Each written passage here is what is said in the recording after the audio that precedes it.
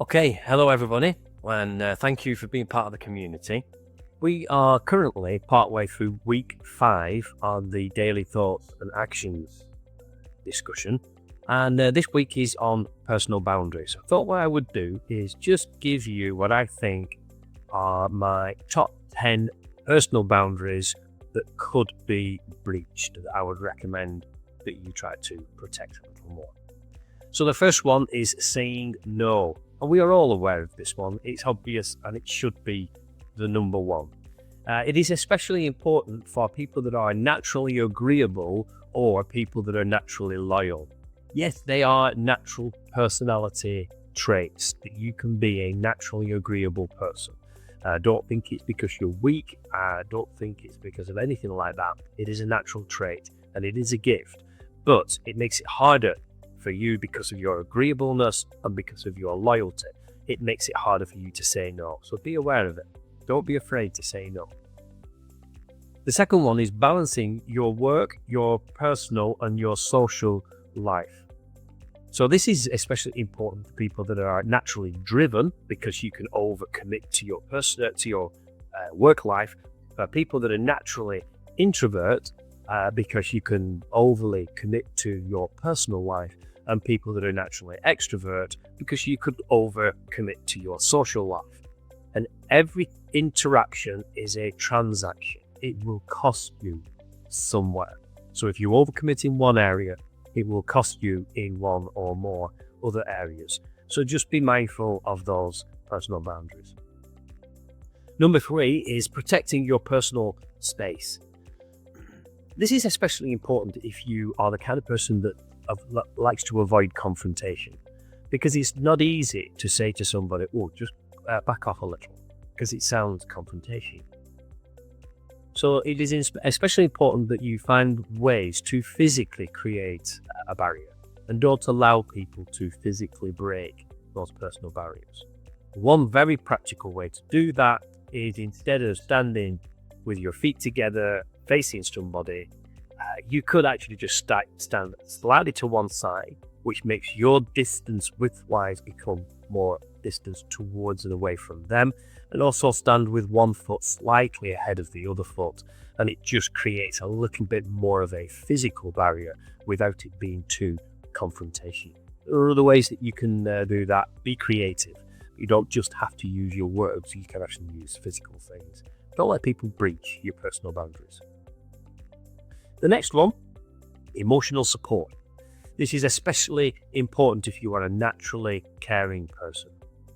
If you more naturally talk about other people than talk about yourself, if you more naturally see when other people are perhaps hurting or struggling with something, that is a great skill and quality to have, but if you don't keep an eye on it, you can become taken advantage of, where people think, okay, so-and-so is a caring person, I will go and talk to them about it. You can end up carrying too many burdens. It's a good thing, but don't allow it to be a breach of your boundaries. Don't carry too much. Next one is information privacy. Especially important if you are a naturally trusting person. You can over-communicate things about yourself.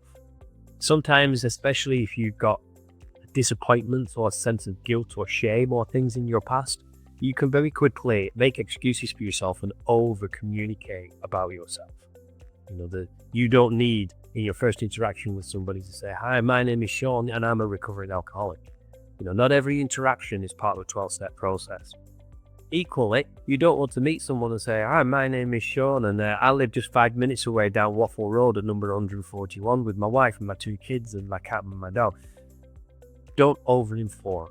Keep something of yourself personal and private, and only release information when it's relevant and when you're ready. Don't be forced into it. Next one is intimacy. And this is especially important for people whose emotional needs are maybe higher than average, or communicating on an emotional level is higher on your values list. It's too easy to begin to communicate on that very deep personal and emotional level. And the risks with it is that you connect on a level that is sometimes misunderstood or miscommunicated. When you commit intimately about yourself in communication to somebody else, they may misinterpret that as being a desire for maybe a love relationship, or a desire for you to invite them to fix your problems or something. Again, in the same way as information privacy, keep your intimacy levels under control. Don't overcommit. And then money. This is a big one. Especially important if you are naturally sacrificial, if you are a giving kind of person. Somebody could say to you one month, I'm really short, can you lend me £50? You lend them £50 because you're a naturally giving person.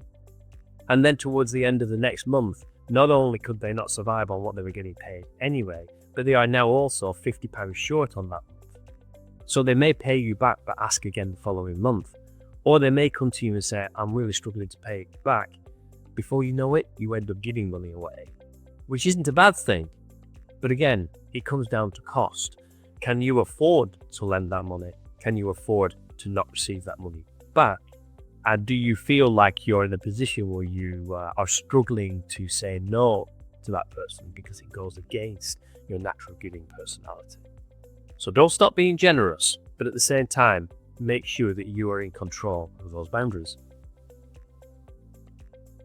Next one is social media.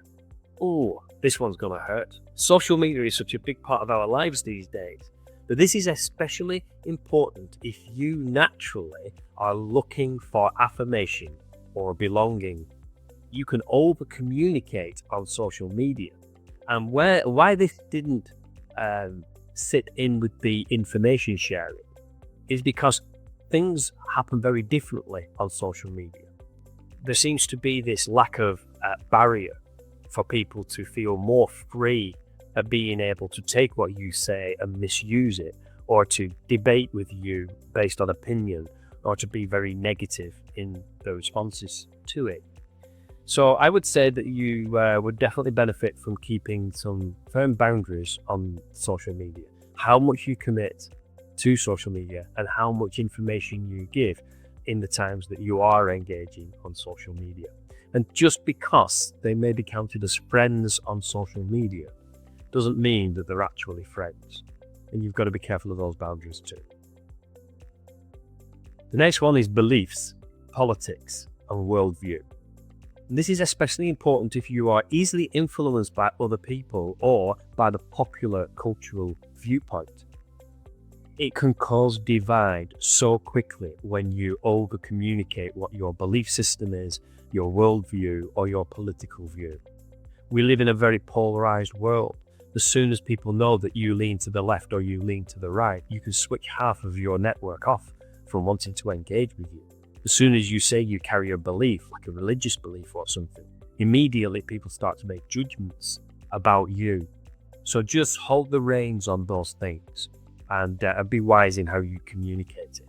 Let people get to know who you are as a person much more before you start to communicate those deeper one side of the fence or the other side of the fence on certain topics. Just be wise in how much you share of that and in what context. Match that up with social media. You start communicating those things on social media, you can be subject to a whole barrage of opposing opinions and critical viewpoints. So be in control of that. And then we've got communication.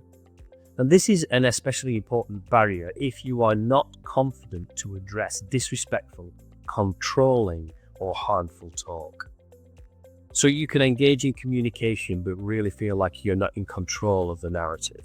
You're not in control of the direction that the communication is going. And some people may be aggressive or may be disrespectful, or they may not have a hold on their beliefs, politics, or worldview communication, and maybe forcing something upon you. So you hold your boundaries on that, and don't be afraid to say to people, I'm just not comfortable talking about that right now. And you hold firm to your boundaries. The last thing I want to note on this, it's not point 11 because I did say top 10, but the last thing I want to point out here is health and well-being. So this isn't really a personal boundary, but it is an opportunity for me to remind you and for you to remind yourself that you have intrinsic value. and you have a lot to offer. But if you allow your boundaries to be breached too often, then you risk the damage that you can experience to your emotional, your mental, and your physical health and well-being. So you are tough. We know that you're tough. The human species is surprisingly tough.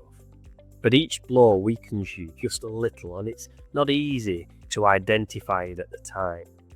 So learning to keep healthy boundaries as a maintenance process reduces the number of blows that you can, so that you can remain tough for longer, and you can repair quicker when the blows do happen.